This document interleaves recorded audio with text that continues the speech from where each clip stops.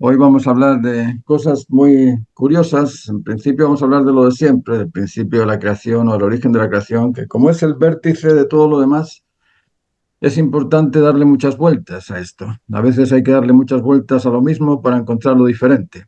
Eso pasa frecuentemente. Tenemos que darle muchas vueltas a lo que sabemos para descubrir lo que no sabemos, porque lo que no sabemos va a ser distinto a lo que sabemos. Entonces, este principio de la creación tiene ciertas facultades, tiene ciertos componentes, tiene ciertos atributos y de esos atributos se deriva todo lo demás. Por eso que es importante comprenderlo. Y esta mañana estaba viendo por TikTok ahí un señor americano que estaba peleando en una universidad con unas niñas y les decía, ¿sois feministas? Sí, somos feministas. Vale, dime qué es ser femenino. Eh, bueno, dime qué es ser humano. Bueno, ¿y por qué estás defendiendo algo que no comprendes? Lo importante es comprender los fundamentos esenciales y de ahí las derivaciones. Si yo comprendo cuáles son los fundamentos esenciales de la creación, voy a comprender cómo es la creatividad. Pero si no comprendo los fundamentos esenciales de la creación, ¿qué creatividad voy a entender?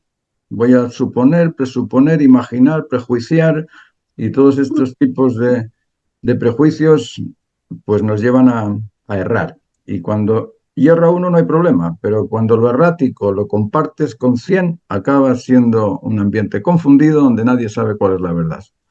Entonces vamos a partir por comprender eso, por comprender cuáles son estos principios o fundamentos de la creación y de ahí cómo se aplica esto en la historia. La parte última de este video es la más interesante, para mí es la más interesante, porque los fundamentos de la creación, cuando los aplicas a la historia, es decir, cuando te das cuenta de que todo proceso creado va a partir por ser intencional, selectivo, poderoso, que todo proceso creado va a tener que empezar separándote de lo que estás haciendo, teniendo fe en aquello que quieres hacer, uniéndote con aquello que pretendes hacer, dividiendo aspectos entre emisor y receptor y estando de alguna forma cautivado por esa idea que quieres realizar y llegas a hacerlo y lo disfrutas, todo ese proceso que son procesos de actividad. ¿Por qué? Porque en la creación hay una parte interna y una parte externa. La parte externa es mover el pincel y mezclar los colores. Eso es la parte externa, eso es muy fácil, muy fácil. Le dices a cualquiera rojo con amarillo que te da, naranjo. Y el azul con el amarillo, verde. Eso es fácil. Pero comprender la actitud que motiva al pintar no es tan fácil. Y resulta que estamos pintando en base a una actitud, a una actitud que proyecta una actividad para crear un acto. Eso es lo que vamos a tratar de entender un poquito más y como os digo, a veces hay que darle muchas vueltas a lo mismo para comprender lo diferente. Esa es otra de las frases que me vienen de vez en cuando. A veces me siento inspirado.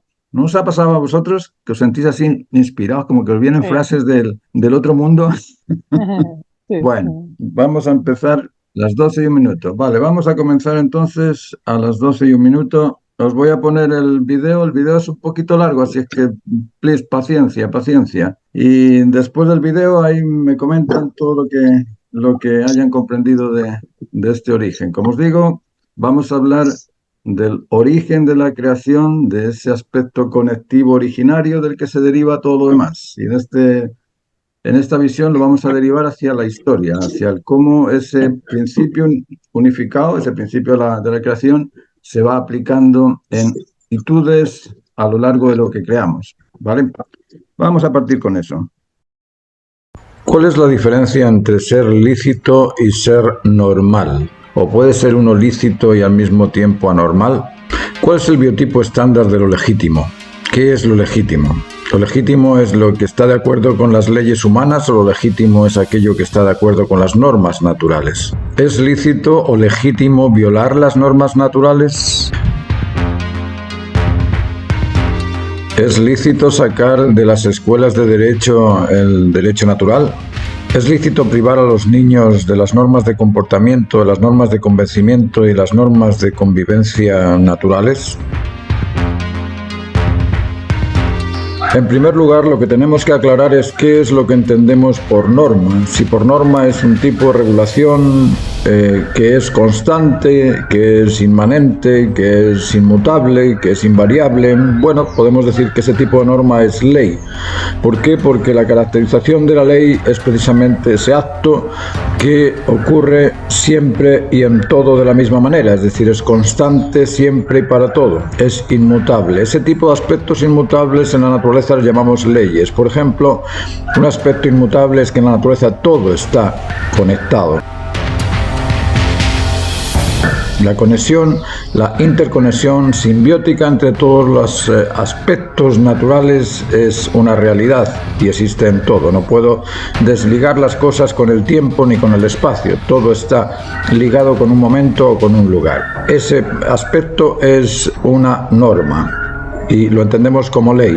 Hay otras normas también, hay leyes que nos dicen que todo existe en dualidad complementaria, positivo y negativo en las valencias eléctricas de los átomos, catión y anión también, en las moléculas, estambre y pistilo, pistilo-estambre, en los vegetales, macho y hembra en los animales, masculino y femenino, en la especie humana, es decir, todo está dispuesto en complementariedades duales. Esa es otra norma que también es natural.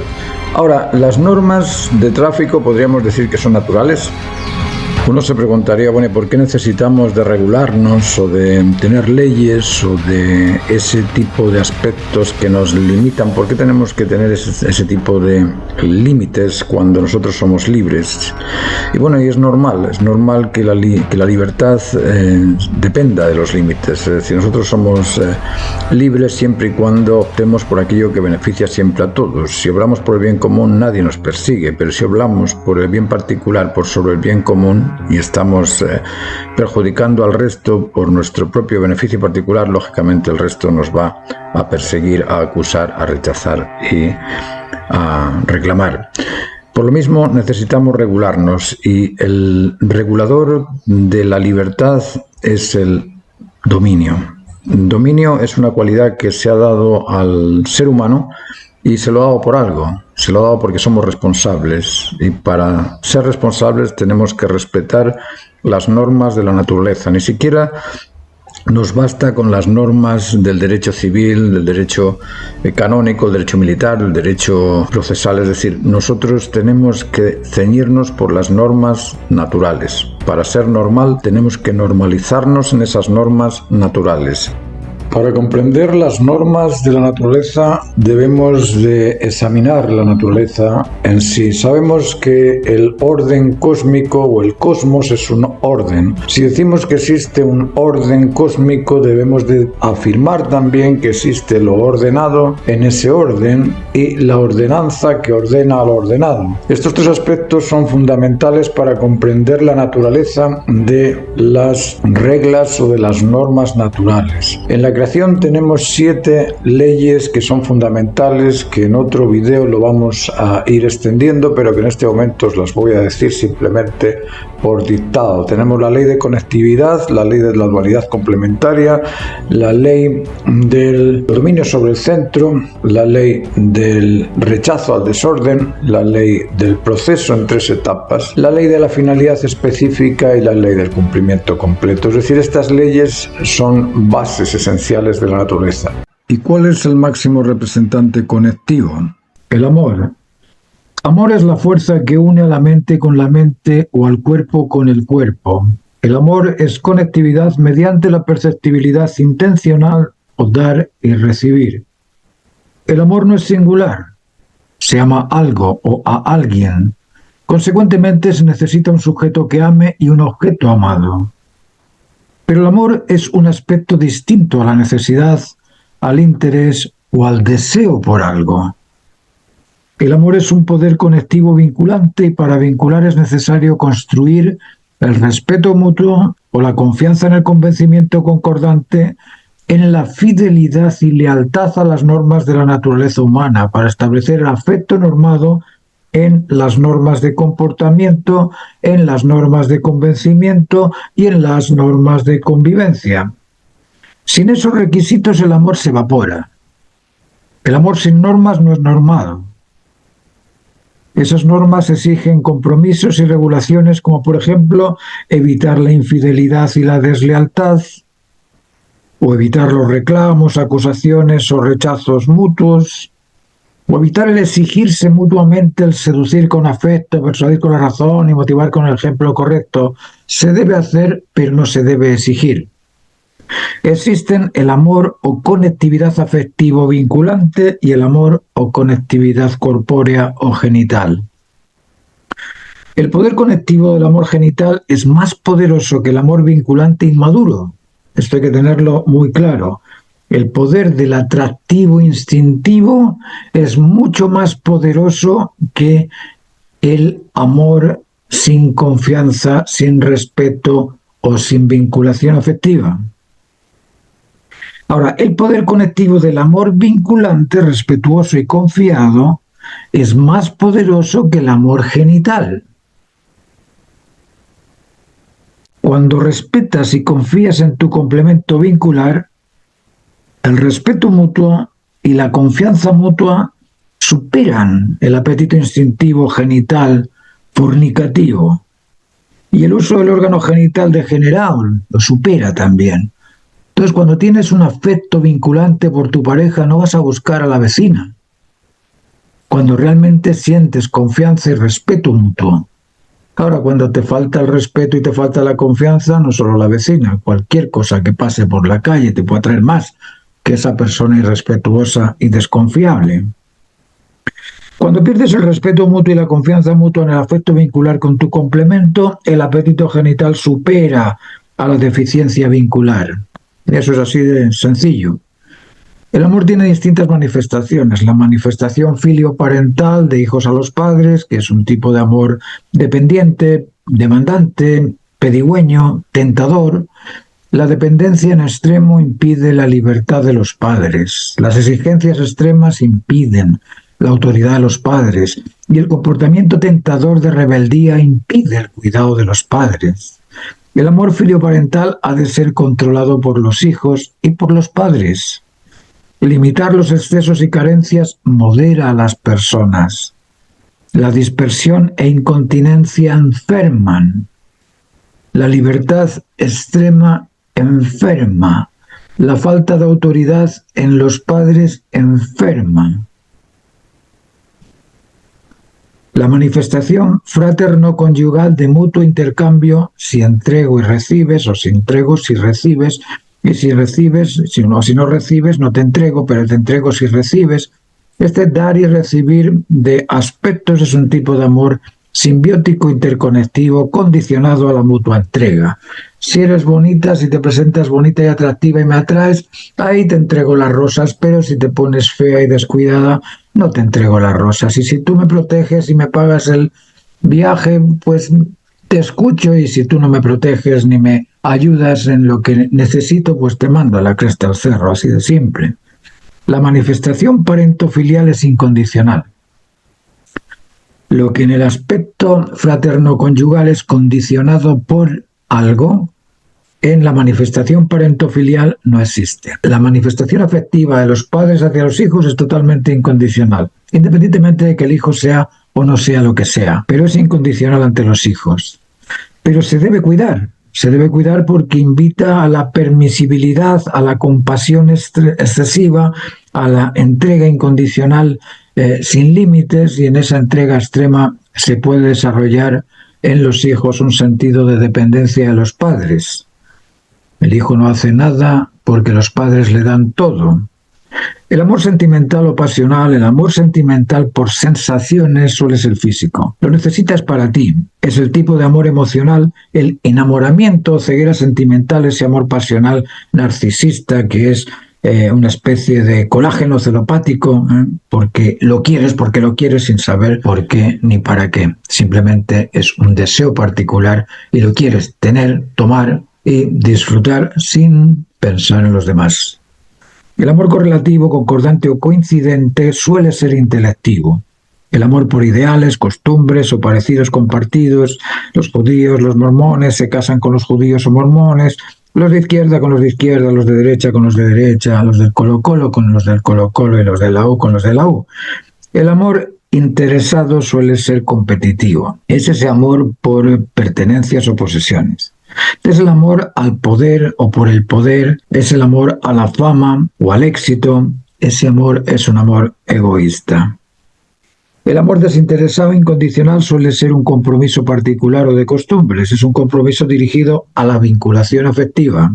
El amor incondicional es el tipo de conectividad voluntaria por conectar, es el tipo de amor verdadero porque es el que concuerda con la naturaleza de la creación. Así es, en la naturaleza la conectividad es una razón constante, inmanente, existe en todo y permanente porque es constante y continua.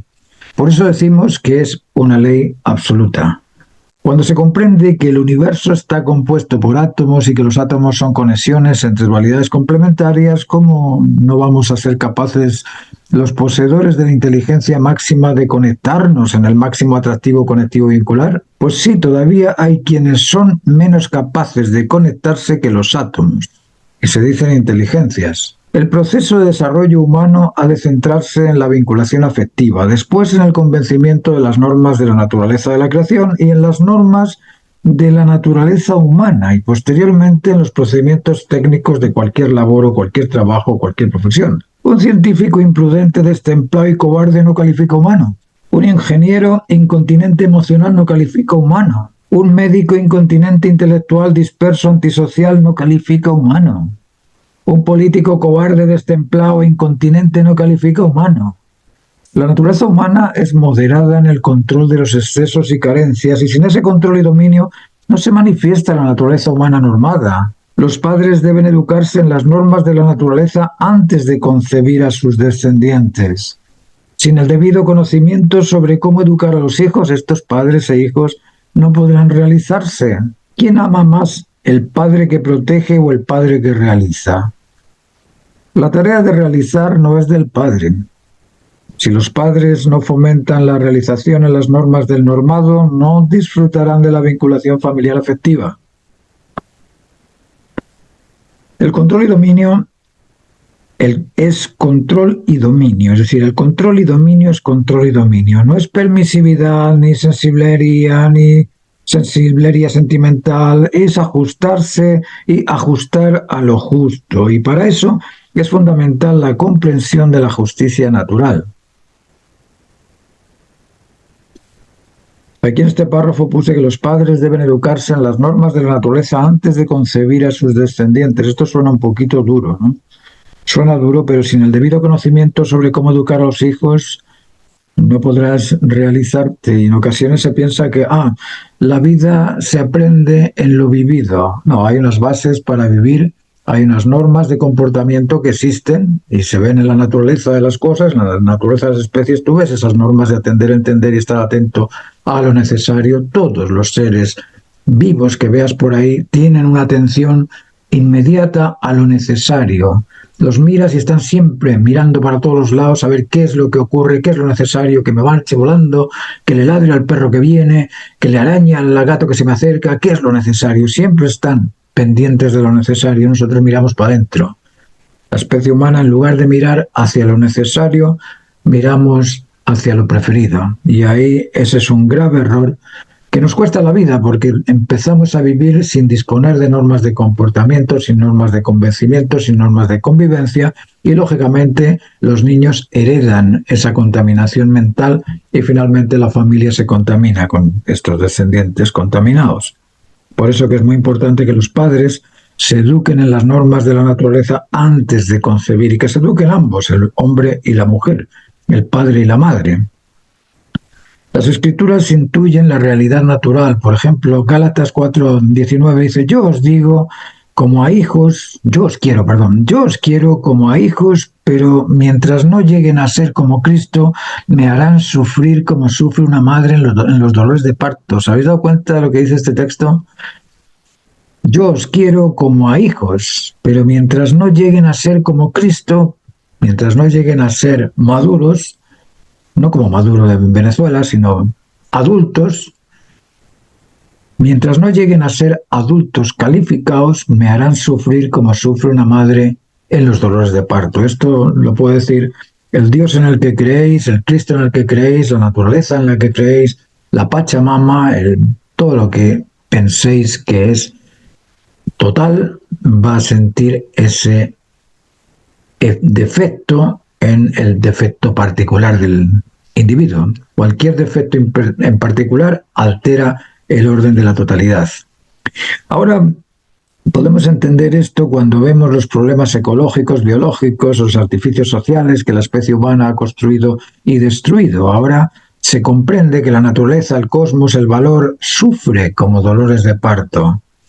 Historia es el proceso de restitución de la identidad humana a su dignidad e integridad originaria, la recuperación de la incondicionalidad afectiva, intelectiva y responsable, la recuperación de la posición y dominio del valor por sobre la cobardía, de la vinculación afectiva por sobre el rechazo, de la razón absoluta por sobre el raciocinio particular y del bien común por sobre el bien particular de las minorías. La recuperación de la familia constituida, de la tribu constituida, de la sociedad constituida en base a los valores de plenitud, justicia y responsabilidad en el cumplimiento de los máximos deberes válidos para todos. La recuperación del ideal común, del sentido común y del bien común, eso es la historia. Y para lograr esa historia, esa nueva historia, tenemos que partir educándonos. Y nos educamos, en principio, en la etapa de motivación, del desarrollo de nuestra voluntad, en la etapa del desarrollo intelectual, en la etapa del reconocimiento de las cosas, en la etapa sensible cuando vamos a adquirir la pareja.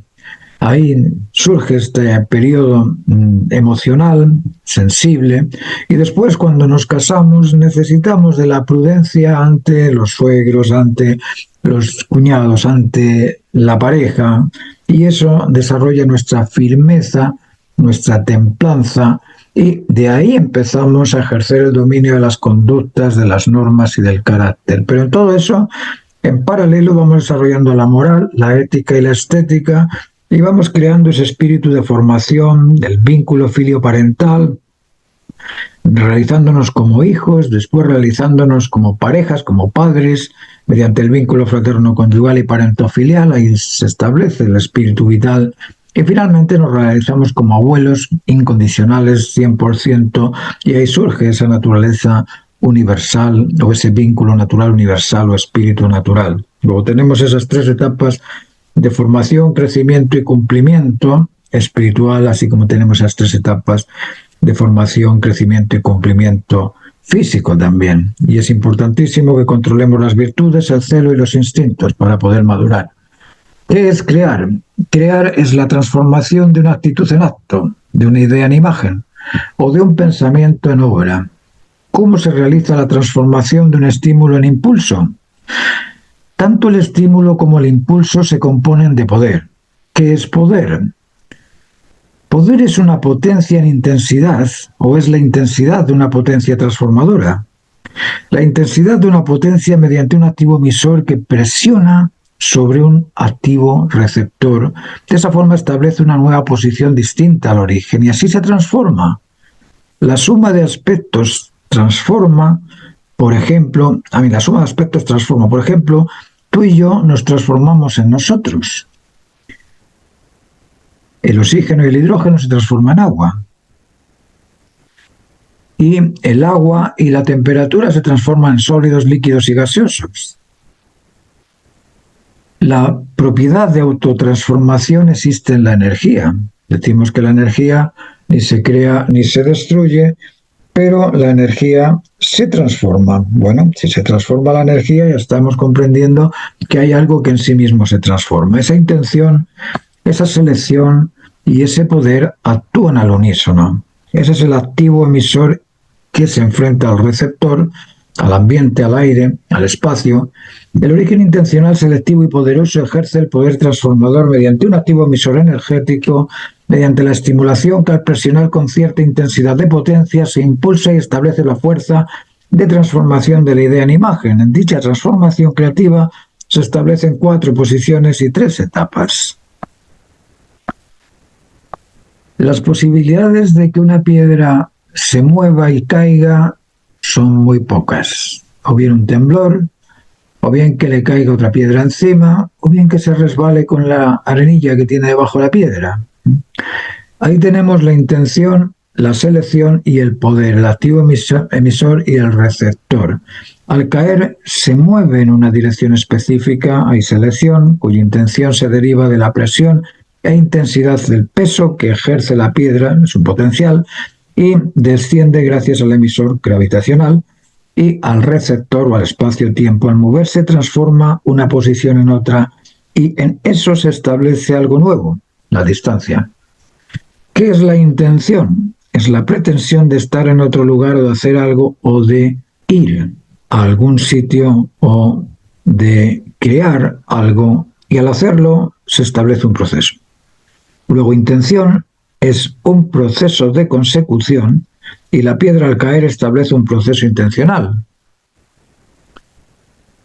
Todo movimiento se establece mediante una presión, intensidad y potencia de un cuerpo por sobre otro, o de un estímulo transformado en impulso. Intención, selección y poder existen en la caída de una piedra. ¿Cuál es el activo emisor y el activo receptor en esa caída de la piedra? El cuerpo, para ejercer una presión en una determinada orientación, dirección y recorrido, ha de disponer de poder. El poder existe en el estímulo así como en el impulso. No existe fuerza sin energía, y la energía se transforma en fuerza mediante su poder. Un shock eléctrico es la transformación de energía eléctrica en poder térmico o de presión. La energía eléctrica no se ve, pero el electroshock sacude y presiona. Luego, intención, selección y poder son aspectos de la transformación. Toda actividad establece posiciones de actitud y de actuar. La actividad se ve refleja en el acto. Estas 4 posiciones se establecen en la primera fase con un inicio, medio y término. En la segunda fase con un inicio, medio y término.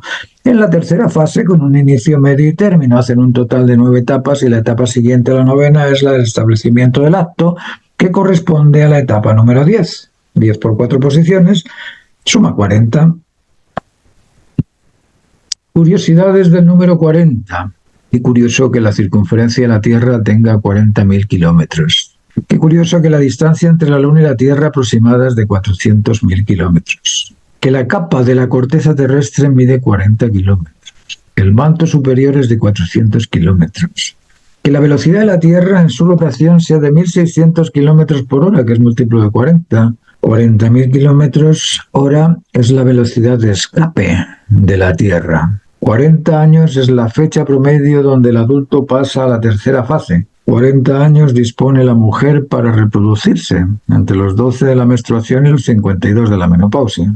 40 semanas dura la gestación de un bebé. El número 10 del sistema decimal de las medidas. La gravedad es una fuerza de 9.8, 10 metros por segundo. 40 grados de temperatura sobre cero o bajo cero permiten la vida. Por encima de eso, o te asfixias o te ahogas. Qué curioso, ¿verdad? Es curioso que el número 12 aparezca como el número de la unidad, porque todo acto se establece en función del cumplimiento de 12 objetivos o 4 objetivos triples. El establecimiento de estos 12 objetivos unifica las 4 posiciones en la reciprocidad vincular, ajustando su complemento a la razón que justifica las 4 posiciones siempre y en todo el proceso de consecución. Por lo tanto, el 12 es el número de la unidad. La causa, para ser satisfecha, tiene que disponer de un emisor y de un receptor y de una consecuencia. La causa se debe a 3 posiciones, 3 objetivos. El sujeto, para hacer algo, tiene que tener una idea, tiene que tener recursos y tiene que transformarlo en consecuente con la idea. Luego el sujeto tiene que satisfacer a 3. El objeto tiene que valer para la idea, para el actor o el autor y para transformarse en consecuente, y la consecuencia tiene que concordar con la idea, con el sujeto y con el objeto. Curiosamente, esos 12 objetivos triples son la base de la creación. Cualquier creación establece esa triple unidad. La causa ha de ser beneficiosa para el sujeto, el objeto y la consecuencia. El sujeto ha de beneficiar a la causa, el objeto y la consecuencia. El objeto ha de ser válido por la causa, el sujeto y la consecuencia ha de ser válida para la causa, el sujeto y el objeto. En función del establecimiento de los 12 objetivos, establece la unidad en el valor. Por eso que los 12 discípulos eran importantes, y los 12 dioses que tenían Egipto eran 12, y los 12 dioses que tenían los griegos eran 12, y los 12 dioses máximos que tenían los romanos eran 12, y uno dice, ¿por qué? Bueno, aquí saben por qué. El día 12 de la menstruación es el momento para concebir. ¿Sabían? Es una curiosidad. El origen del número 12 tiene que ver con la familia también. Si os fijáis, en la familia existe el suegro, la suegra, 1, 2, el suegro, la suegra, 3, 4, el padre, 5, la madre, 6, el hijo que viene, 7, o la hija, porque necesitas un hijo y una hija para tenerlo completo, 8, pero además el hijo tiene que tener un hermano, 9, y la hija tiene que tener una hermana, 10, para cumplirse vincularmente en todos los afectos posibles en la familia. Al menos necesitas 12. ¿Se entiende? Curioso. 12 posiciones básicas necesarias para el cumplimiento del establecimiento vincular intrafamiliar completo, filioparental, fraterno-conyugal y parentofilial. Eso es ideal. Que no lo tenemos, bueno, pero que hay que buscarlo, bien. El amor es maduro cuando beneficia las 12 posiciones fundamentales de la familia. El vínculo filial, el vínculo fraternal, fraterno-conyugal, y el vínculo parentofilial de arriba abajo y el vínculo filioparental de abajo arriba. Relativos al número 12, fijaos qué curioso que el diámetro de la Tierra mide 12.000 kilómetros. La Tierra parece que se hizo a imagen y semejanza de los principios de la creación, porque vayas por donde vayas te encuentras con los números, ¿eh? El núcleo sólido de la Tierra es de 1.200 kilómetros. 12 es la edad en promedio donde maduran los genitales. 12 meses, 12 horas, 12 signos zodiacales, 12 arquetipos de personalidad. Tenemos personalidad emocional, sobreprotector, indiferente, ansioso y angustiado. Tenemos arquetipos de personalidad intelectual, arrogante, obsesivo, ignorante, desconfiado. Tenemos arquetipos de personalidad motivacional, impositivo, agresivo, negligente, inoperante. La circunferencia se divide en 3 porciones iguales de 120 grados. El cubo tiene 12 caras, 6 interior, 6 exterior y 12 aristas. Qué curioso que tenga 12 caras y 12 aristas por lo demás. Una pirámide establece también 12 aristas, 12 lóbulos de cada hemisferio cerebral, 1 frontal, 2 parietal, 3 temporal, 4 occipital, 5 ínsula y 6 límbico, que son la mitad del cerebro, la otra mitad nos da 12, qué curioso. ¿Y el 4? ¿Dónde sale el 4? Pues una vez establecida la primera estructura base de 4 posiciones, el número 4 correspondiente al inicio del segundo proceso implica otra vez lo mismo, las 4 posiciones durante 3 etapas. El inicio del nuevo proceso se establece mediante la división o repartición complementaria de las facultades o recursos particulares de cada una de las dualidades complementarias. 4 es el número de la estabilidad. Qué curioso que la vida se origine en base al número 4. Aquí tenemos hidrógeno, oxígeno, carbono, nitrógeno. ¿Y qué pasa cuando mezclo hidrógeno con oxígeno? ¿Qué pasa cuando mezclo oxígeno con el hidrógeno o con el carbono? Pues fijaos, si mezclo hidrógeno con oxígeno tengo agua, H2O. Si mezclo hidrógeno con carbono tengo metano, CH4. Si mezclo oxígeno con carbono tengo anhídrido carbónico, y si mezclo hidrógeno con nitrógeno tengo amoníaco. ¿Y qué es esto? ¿Para qué sirve esto? Pues fijaos para lo que sirve esto. Curiosamente, estos 4 elementos sumados a la radiación ultravioleta originan azúcar, almidón y celulosa, que son los componentes de la proteína de los aminoácidos. Ustedes saben que los aminoácidos, el ácido ribonucleico, es la esencia de la vida y está compuesto por carbono, hidrógeno y nitrógeno, carbono, hidrógeno, nitrógeno y oxígeno. Aquí tenemos la adenina, que tiene 5 partes de carbón, 3 de hidrógeno, o 5 de hidrógeno y 5 de nitrógeno también. La citosina, que tiene 4 de carbono, 5 de hidrógeno, 3 de nitrógeno y 1 de oxígeno. La guanina, que tiene 5 de carbono, 5 de hidrógeno, 5 de nitrógeno y una de oxígeno. Y la timina, que tiene 5 partes de carbono, 6 de hidrógeno, 2 de nitrógeno y 2 de oxígeno. El cuerpo físico, nuestro cuerpo físico, el cuerpo físico de los humanos se compone de 65% de oxígeno, 19% de carbono, 10% de hidrógeno y algunos otros componentes. Así es que somos pura química. Pero basados en estos 4 elementos. Esos 4 elementos son el origen de la vida. Es la esencia vital. Y relativo al 4, tenemos 4 puntos cardinales, 4 tipos de tejidos, tenemos sustancias, tejidos, aspectos químicos y aspectos conductores. ¿Y el 21? ¿Dónde sale el 21? Otro número curioso en la historia. El 21 es el tiempo exigido para la crianza del hijo en la lealtad y obediencia absoluta a los valores absolutos de plenitud, justicia y responsabilidad o cumplimiento del máximo deber absoluto, el máximo deber válido para todos. El 21 se deduce de 3 etapas y 4 posiciones. 3 más 4 es 7, 7 por 3 veces. Aquí tenemos 4, 3, inicio, medio y término.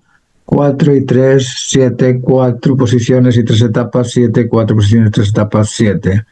Esos 7 por 3 nos da 21 años de desarrollo de la infancia, de desarrollo del puber y desarrollo de la adolescencia. Los 21 años supuestamente hemos superado todas estas necesidades básicas para realizarnos adultos.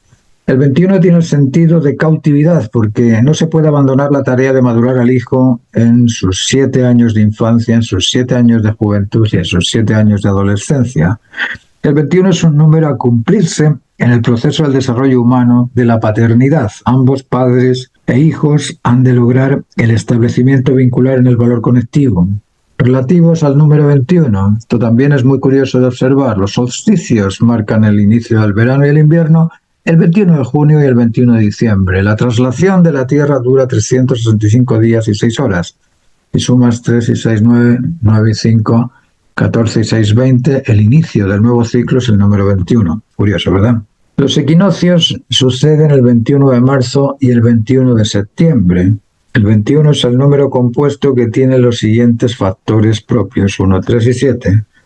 El 21 es el octavo término de la sucesión Fibonacci, después del 13 y antes del 34. A partir de este número, la división entre el numerador y el denominador es siempre la misma, 1.618. Curioso, ¿eh? 21 años dicta la mayoría de edad. 21 es el resultado de 3 veces 7. El número 7 tiene muchas manifestaciones. 7 días de la semana, 70 días permanece el espermatozoide en buenas condiciones. Miden entre 10 y 70 micras. Es decir, hay muchos aspectos coincidentes con los números, ¿eh?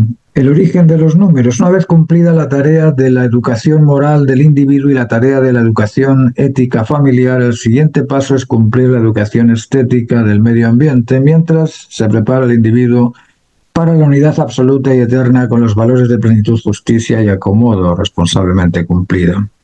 Luego, el número 40 aquí simboliza la preparación para la unidad completa. Recordemos que la especie humana es la responsable del orden cósmico, biológico, ecológico, sociológico. Es la única especie libre, autónoma y responsable con la capacidad de dominio. Este fundamento se perdió en la caída del primer adolescente y se sigue perdiendo hoy en cada adolescente que cae en la tentación del apetito intergenital prematuro. Por lo tanto, debe ser restituido. Lo crean o no lo crean, a mí me da lo mismo que lo crean o que no lo crean. Yo lo descubrí. Si vosotros lo descubrís y os sirve para algo, bienvenido sea. Si no os sirve para nada, pues también. Seguid buscando. Tenemos, relativo al 40, el periodo de separación para iniciar cualquier tarea. El periodo de fe en el proyecto esperado para realizarlo. La unidad con la pretensión, se refleja el número 12, es el número de la unidad. El número de la división del reparto mente y cuerpo para realizar cualquier trabajo. El número 21, la cautividad por el proyecto. Y el número 40, la preparación para la unidad con lo esperado. Déjenme explicarles un poco cómo se inician estos números y estas actitudes de separación, fe, unidad, división, cautividad y preparación en cualquier labor creativa. Yo les voy a poner simplemente el caso del café. Yo quiero hacerme un café, pero estoy aquí en la mesa explicando la clase. Quiero hacerme un café. Para hacerme un café, ¿qué es lo primero que tengo que hacer? Separarme de la mesa, tengo que separarme de acá. ¿Pero me separaría si no creo que hay café en la cocina? No. Para poderme separar de la mesa necesito tener fe en que el café está en la cocina. Cuando tengo fe en que el café está en la cocina, que hay agua, que hay el heater para poderlo calentar, tenemos ahí todo lo necesario para tomar el café, ahí me uno con esa pretensión. Ahí me uno con esa pretensión y en la unidad se establece el 12, ¿vale? Me uno con esa pretensión y ¿qué hago? Ok, empiezo a repartir la posición mente y cuerpo. Le digo a mi cuerpo, levántate, vamos para la cocina, eso lo dice mi mente. Mi mente dice, bueno, estoy expectando tomarme un café rico, qué bueno, voy para la cocina. Y se establece la división durante un periodo completo desde donde estoy yo hasta donde está el café. Y llego a la cocina, pongo el café, lo pongo a calentar y estoy cautivado por la idea de tomarme mi café. Y eso me cautiva y esperando hasta que se caliente el agua para el café. Y después de que se calienta el café, voy a probarlo y ahí paso un periodo de tiempo preparándome para disfrutar del café. Todavía no lo he tomado. Estoy pasando un periodo de preparación para disfrutar del café. El café ya está hecho, pero todavía no lo he disfrutado. Y finalmente se acaba el café en la taza de café y ¿qué hice? Me uní con el café. Este ejemplo es muy sencillo. Si lo aplicáis a la construcción de un cuadro va a ser exactamente igual. Os tenéis que separar de donde está, tenéis que tener fe que podéis pintar, tenéis que uniros con esa fe, tenéis que repartiros entre tú y tus recursos y con los pinceles y los colores y todo lo demás, prepararte y estar cautivado mientras realizas el cuadro hasta que terminas el cuadro y lo terminas y lo disfrutas. Cualquier periodo de creatividad pasa por la actitud de la separación, fe, unidad, división, cautividad y preparación. Y la historia también pasa por estos periodos y eso lo vamos a analizar en las clases porque esas cosas son un poquito más profundas y hay que tocar tema por tema. Pero sí es curioso que la historia se repita, que la historia siga este patrón de separación, fe, unidad, división, cautividad y preparación para la unidad. El curso sobre la naturaleza humana o comprendiendo la identidad íntegra de la dignidad humana es una consecución de clases para poderte orientar en aquellos aspectos fundamentales de las facultades humanas como qué es la sensibilidad, qué es la inteligencia, qué es la voluntad, cómo desarrollarlas, cómo motivarnos, cómo interesarnos, cómo ser cada vez más curiosos por aprender cosas que tienen que ver con nuestra identidad. Yo llevo más de 40 años dándole vueltas a este tema. Metí desde hace tiempo en la filosofía del arte y a través de la filosofía del arte fui buscando la filosofía de la vida porque el arte es hacer artistas y hacer artistas excelentes, admirables y extraordinarios exige salir del ordinario y comprender esos aspectos que nos hacen ser más íntegros en nuestra dignidad humana y en nuestra identidad. Cada uno sufre su crisis de identidad, su crisis motivacional y su crisis existencial acorde con el interés que pueda tener por buscar, por curiosear o por investigar ese tipo de significados. Yo comprendo que no todo el mundo tiene el tiempo necesario para pensar en qué es esto de la sensibilidad, qué es la emoción, qué diferencias hay entre la sensación y el sentimiento, o qué es el intelecto y qué diferencias hay entre la inteligencia y el conocimiento, o qué es la producción o la productividad o la creatividad y qué es aquello que nos estimula a crear. Comprendo que falta tiempo para pensar en estas cosas por la dinámica social. En mi caso he tenido la suerte de la docencia, la suerte de abrir una academia, de estar durante 25 años dando clases a alumnos distintos con distintas caracterizaciones y eso me ha hecho posible descubrir los trastornos de identidad, trastornos de convivencia y en estas clases, en estas conversaciones particulares que hago, en este proceso de desarrollo del conocimiento de la integridad, de la identidad digna del ser humano, explico también cuáles son estas desviaciones o estos trastornos que no necesariamente son patológicos, pero que sí alteran el orden cívico o el orden social o la convivencia humana en la familia, y para evitar esos trastornos familiares, comprender cuáles son estos trastornos de comportamiento es algo muy importante. Si es que os dejo y os invito a participar de estas clases particulares. Cada clase tiene un costo de $25 o el equivalente en la moneda que vosotros tengáis en vuestros estados. Y las clases, el horario es flexible, me podéis indicar qué tipo de horario os acomoda y yo me acomodo al horario si es que tengo tiempo también. Eso lo podemos hacer en conjunto.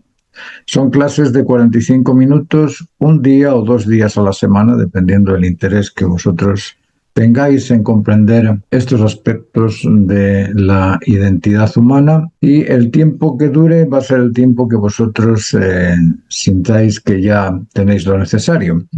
Así es que os espero. Cualquier cosa me dejáis vuestro teléfono, me mandáis un WhatsApp y nos ponemos en contacto. Muchas gracias, estáis muy bien. Bueno, yo creo que ahora comprenden por qué se me olvidan las cosas, ¿no es cierto? ¿Qué les quedó? ¿Qué les quedó por ahí de todo este? Porque hemos tocado muchos temas. El tema de la conectividad originaria, el tema de la actividad del proceso creativo, el tema de la repartición de los números en la creatividad o en la historia. Son temas muy profundos, realmente muy complicados. Son complicados, claro, pero lo que yo estoy haciendo aquí es explicaros que están. Y como están, el que quiera conocerlo, bueno, pues me pregunta, o se une a las clases o lo busca, pero las cosas están. Todo lo que es principios de la creación, principios de la naturaleza, normas de comportamiento, normas de convencimiento, normas de conducta, están. Y están gracias a la historia, están gracias al aporte de numerosas personas. Si tú vas estudiando a todas estas personas y vas viendo aquello que es real, o aquello que es razonable de cada uno, dicen que el ser humano es un ser razonable, ¿no?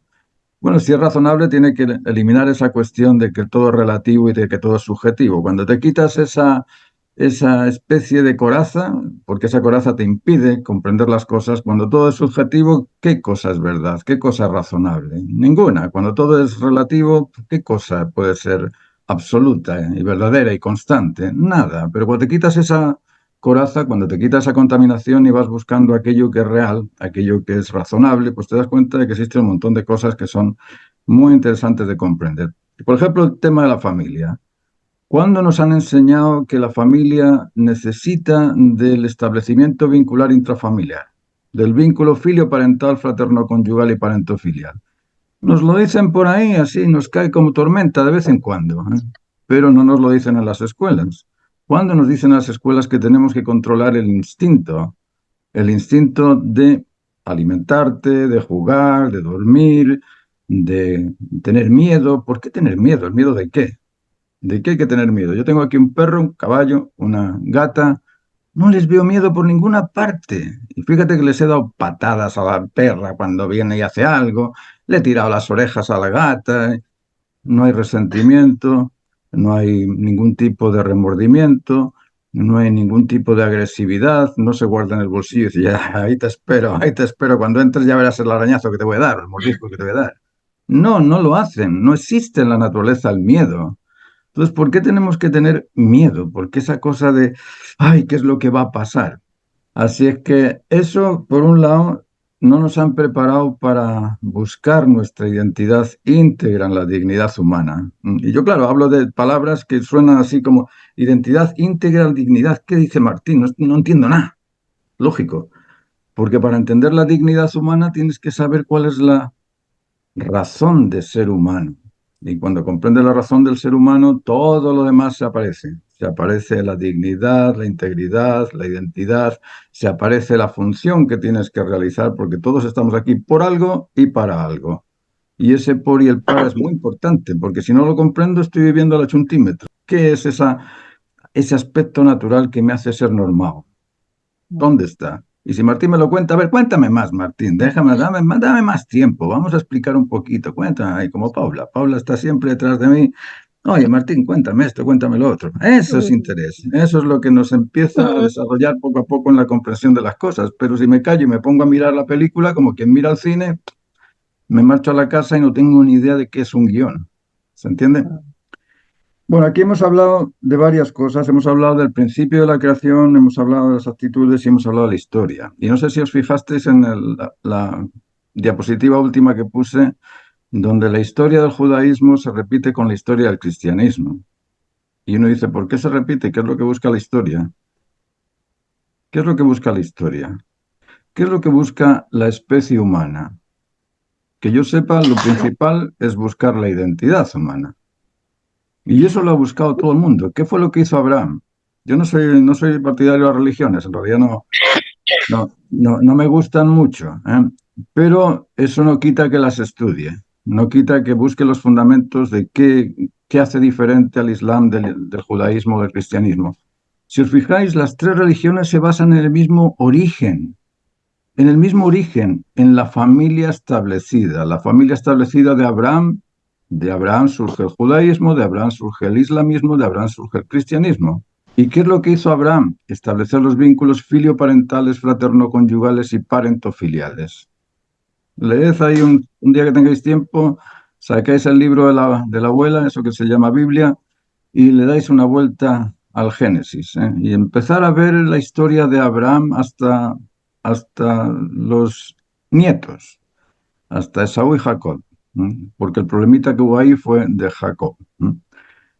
Y fijaos que el acierto de Abraham nos muestra esa historia que él con su mujer, que se la toma el faraón y él logra recuperar a la mujer pura. El faraón ni siquiera se acostó con ella.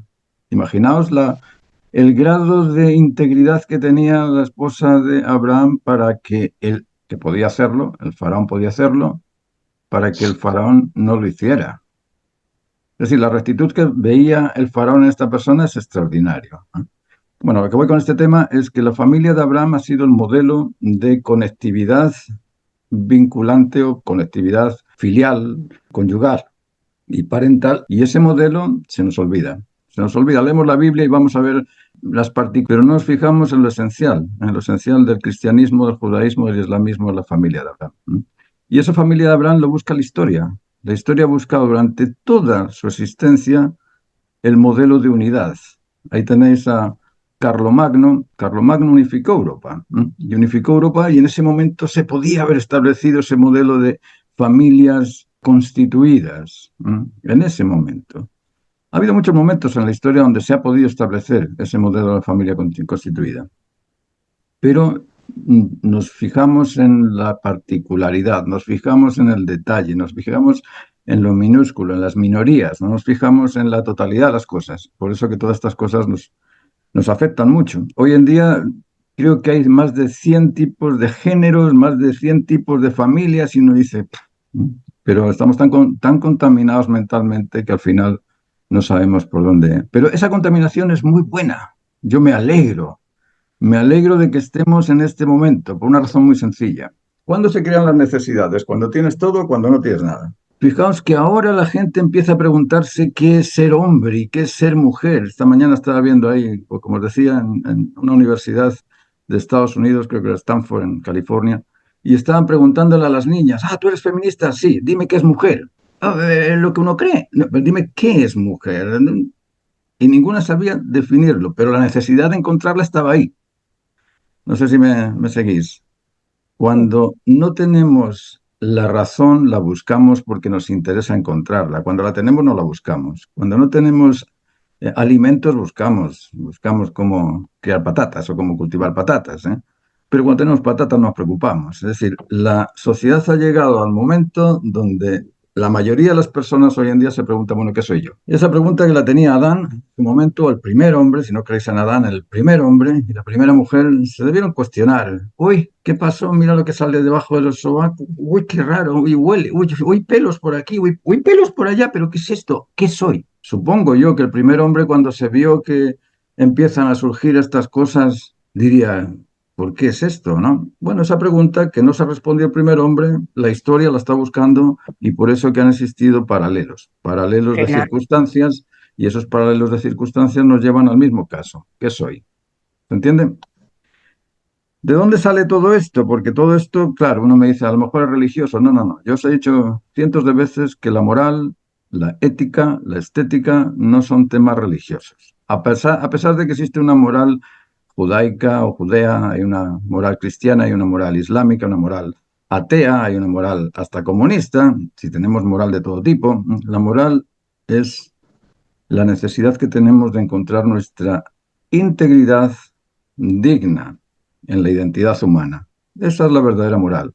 Luego, esto que os estoy explicando parte de los principios de la creación. No es que parta de la Biblia ni parte de ninguna religión, parte de los principios de la creación. Y los principios de la creación, ¿quiénes son los que están más familiarizados con ellos? Los artistas. Un ingeniero no se va a fijar en los principios de la creación. Un médico no se va a fijar en los principios de la creación. Un abogado no se va a fijar en los principios de la creación. El artista es el que indaga, bueno, ¿por qué creo? ¿Qué es crear? ¿Qué es apreciar? ¿Qué es el valor? ¿Qué es la belleza? ¿Qué es la verdad? ¿Qué es la bondad? ¿Qué es el hombre? ¿Qué es el que...? Eso lo encuentra el artista que lo busca, lógicamente, no el artista pasota que se pasa ahí el día discutiendo con el otro, sino aquel que busca realmente la razón de ser de las cosas. Y por eso que yo me he pasado 40, 50 años, no sé, desde los 8 años dándole vueltas a todo este tema de qué es ser humano, cuál es la identidad humana, qué es lo que el ser humano debe hacer para realizarse en la naturaleza humana. Y bueno, creo que lo tengo bastante comprendido y eso es lo que ofrezco en las clases y bueno, espero que aquellos que estén interesados y quieran descubrirlos, pues que compartan las clases y el que no, pues que lo busquen por su cuenta, que también lo pueden encontrar. No hay ninguna objeción a eso porque las cosas están ahí, están ahí. Yo no he sido el que ha descubierto que los átomos son duales complementarios, están ahí. Las moléculas son duales complementarias, están ahí. Las plantas son duales complementarias, tienen pistilo y estambre. Los animales tienen macho y hembra, los átomos positivo y negativo, igual que las... Es decir, las cosas están ahí. Ahora, la ventaja es que cuando alguien lo tiene ya más o menos conocido, pues te ahorras 40 años. ¿Alguna duda por ahí? ¿Alguna idea? Curioso, ¿eh? Es curioso esto. Conchita me decía el otro día que yo hablaba de cosas del más allá o del otro mundo, ¿no es cierto, Conchita? Decía, no, si es que tus clases no son de sentimentalismo, son clases de otra cosa. ¿Qué va? No. Todo lo contrario. No. Te dije que hablabas de cosas objetivas, pues descubiertas por ti, que bueno, que al principio parecía que era difícil coger un poco el sentido que tú le dabas a todas estas cosas. A mí me ha costado, personalmente me ha costado, lo digo, lo reconozco, y ya sé por dónde vas, o sea. Es simplemente una investigación de todo lo que tú ves y lo que todo experimentas y bueno, ya sé que no tiene nada que ver con ningún tipo de sentimentalismo, ni ningún tipo de espiritualismo, ni nada de nada. A mí nunca me ha gustado esa cuestión espiritualista siempre le he dado 1000 vueltas al asunto. ¿Espíritu? ¿Qué es espíritu? Es un nombre que le ponemos a aquellas cosas que no podemos analizar científicamente. Aquellas cosas que no son demostrativas son espirituales. Pero yo vivo con el espíritu todos los días. Yo ahora tengo frío y tengo ganas de buscar el agua caliente porque esto se ha enfriado ya. Como llevo aquí ya un par de horas, se ha enfriado y siento frío. Eso que siento no lo ven, no lo peso, no me mide. La necesidad de ir a buscar agua es la necesidad y esa necesidad podemos decir que es espiritual. Pero como a mí no me gusta hablar de espiritual, le llamo estímulo. Entonces yo tengo la estimulación nerviosa de tener que calentarme porque acabo de perder la temperatura adecuada. Y esa estimulación no se ve. Nada que sea estimulante se ve, nada. El hambre, la sed, el miedo, la angustia, la ansiedad, todas las sensaciones que tengáis por ahí no se ven. Bueno, hay gente que le llama espíritu, yo le llamo estimulación nerviosa. Vale, pero esa estimulación nerviosa me motiva y me impulsa a ir. Eso sí se ve, el impulso se ve, el impulso de tener que levantarme del sillón, ir a la cocina, eso sí que es demostrativo. Yo os he explicado muchas veces que la ciencia y la filosofía son dos aspectos distintos. La ciencia se encarga de descubrirte el cómo, dónde y cuándo. Cómo, dónde y cuándo. Y la filosofía se encarga de analizar el por qué y el para qué. El por qué y el para qué del qué no se ve, no lo puedes medir, no lo puedes pesar, no es científico, pero es tan real y tan verdadero o más que lo científico, porque el cómo, dónde y cuándo puede cambiar. Pero el por qué y el para qué son la razón justa del qué. Todo acto se debe a la razón que lo justifica necesario.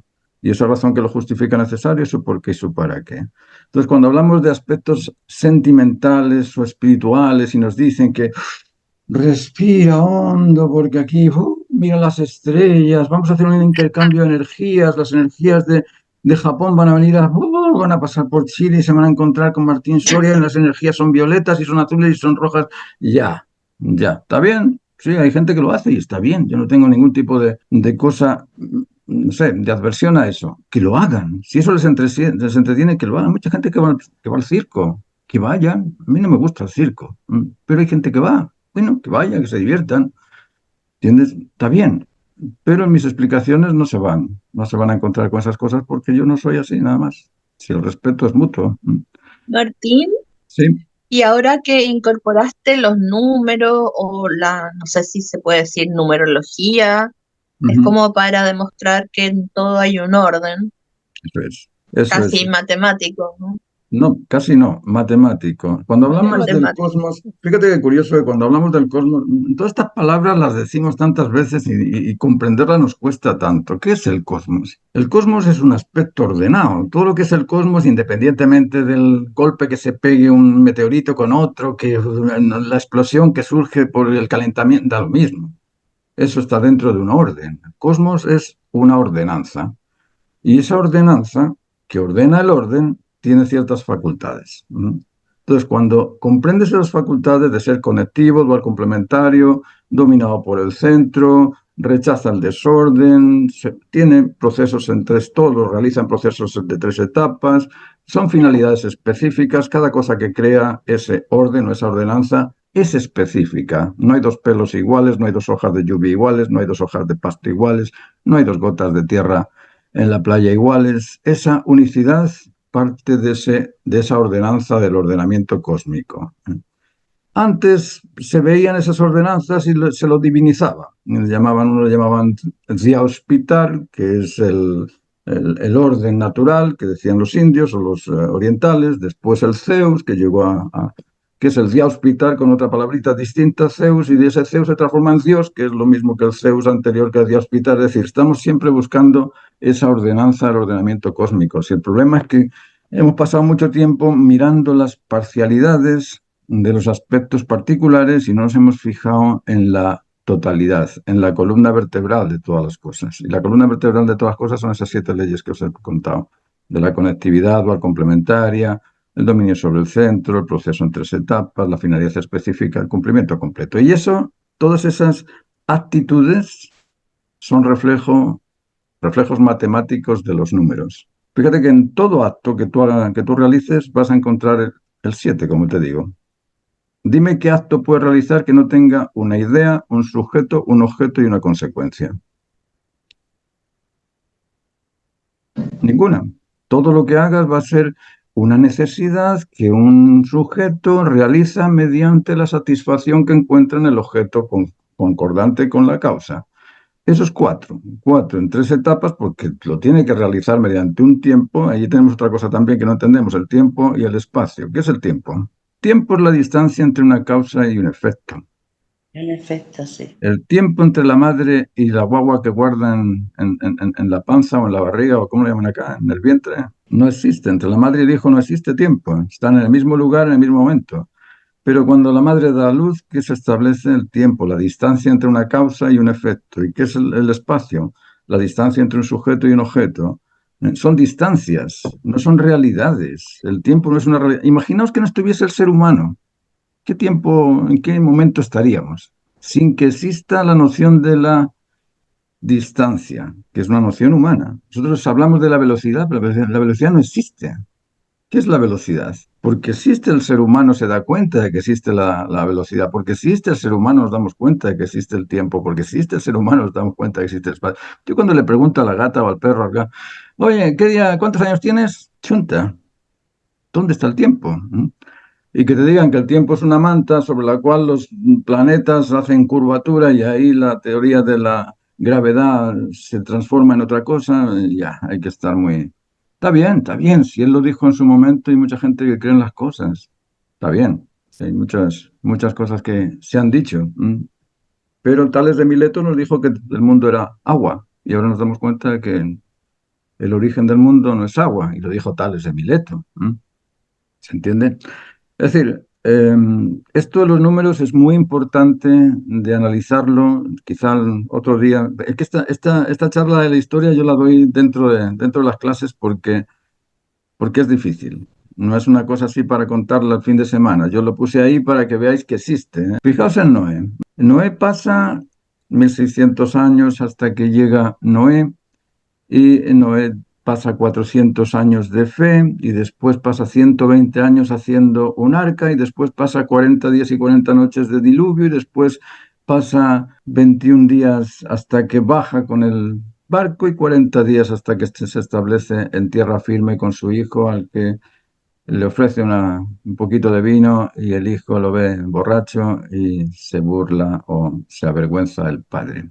Pero, ¿qué números pasaron ahí? 400 años de fe de Noé, 120 años de seguir en esa unidad con la fe para crear el barco, porque imaginaos la historia de este señor. Se dice que en la primera relación entre el hombre y la mujer sintieron vergüenza de lo que habían hecho. Vale, tenían que restaurar la vergüenza de estos primeros originarios, ¿eh? Vale, este señor se pasa 120 años haciendo un barco en lo alto de un cerro, va haciendo esto. ¿Qué pensáis que sintió este hombre cuando la gente le veía con palitos al hombro o en el burrito, o no sé, en algún animal, llevando los palitos hacia hacerse un barco? Vergüenza, te tuvo que pasar harta vergüenza de hacer un barco allí donde no hay mar, ¿eh? ¿Y por qué hizo eso? Porque sabía que la vergüenza de la primera familia originaria tenía que ser restaurada. Y cuando ve que el hijo siente vergüenza de él cuando lo encuentra desnudo en la cama, ¿qué le dice al hijo? Serás esclavo durante 400 años de tus hermanos. Lo maldice al hijo. ¿Por qué? Porque se estaba restaurando la fe, se estaba restaurando esa condición que perdió el primer originario, no llamarle Adán y Eva, porque como sé que hay muchos que no creéis en eso, pero el primer originario tuvo vergüenza cuando tuvo una relación intergenital prematura y esa vergüenza la tuvo que restaurar alguien. Bueno, este es un caso solamente que os pongo ahí como ejemplo. Después tenemos todos los ejemplos de los patriarcas cristianos, de por qué mueren 33 patriarcas asesinados después de Cristo, cuando Cristo tenía 33 años y los primeros patriarcas de la Iglesia mueren asesinados, y por qué 10 plagas en Egipto y 10 persecuciones en Roma, y por qué todos estos números se van ajustando a ciertas actitudes que restauran o restituyen defectos de lo anterior. Por eso que os digo que hoy estamos muy bien porque estamos en el punto crucial donde todas estas cosas que nos están pasando, que nos parecen terribles, nos están obligando a buscar la Cambiar, razón de ser. Nos están obligando a cambiar. pensar en nosotros, a pensar en qué es lo que es eso que llamamos familia, qué es lo que es eso que llamamos sociedad, qué es lo que es eso que llamamos humanidad, qué es lo que es eso que llamamos mujer, hombre, y cómo lo podemos encontrar de forma razonable, no de forma simplemente, me lo dijo, me lo creo, no, de forma real. ¿Se entiende? Así es que todas estas cosas, cuando nos pasan algo malo, hay que darse cuenta de que eso es bueno. Te crean la necesidad de pensar en, uy, metí la pata, entonces por aquí no debo pasar de nuevo, ¿eh? Pero si no ha metido la pata, muy difícil sacarla. Esa necesidad de buscar la identidad íntegra de la dignidad humana llegó ahora. Ahora, a nivel universal, tenemos internet, tenemos todos estos medios de comunicación, podemos trasladar las cosas. Mira, yo acabo de poner en TikTok la descripción del ser humano y ¡puf! Ya tiene no sé cuántos miles de personas que andan ahí pinchando. En un momento podemos cambiar la visión del mundo. Ahora tenéis ahí en Venezuela que, fijaos, de la semana pasada a esta semana, ¡puf! Cambió todo. Estamos viviendo esos momentos que son cruciales. Ahora, Me alegro mucho. para que esas cosas que son cruciales se establezcan, necesitamos llegar a aquellos que lo están padeciendo, a aquellos que lo necesitan, porque el que no lo necesita no se va a enterar de esto. Aquel que está feliz viajando ese no le interesan estas cosas. Pero aquel que realmente se ha dado cuenta de que lo que estamos padeciendo nos duele, a esa persona es a la que se le puede curar. Así es que yo os voy a dejar porque ya es la 1:10, ya nos hemos pasado de la hora. Os agradezco a todos que estéis aquí Gracias. y vamos a ver si el próximo domingo vamos a seguir. Yo feliz de poder compartir estas cosas, pero lo ideal sería en clase.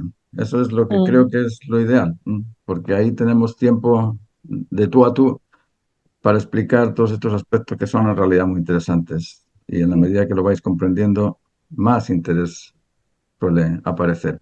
Muchas gracias a todos. Nos vemos el próximo Gracias. domingo. Gracias.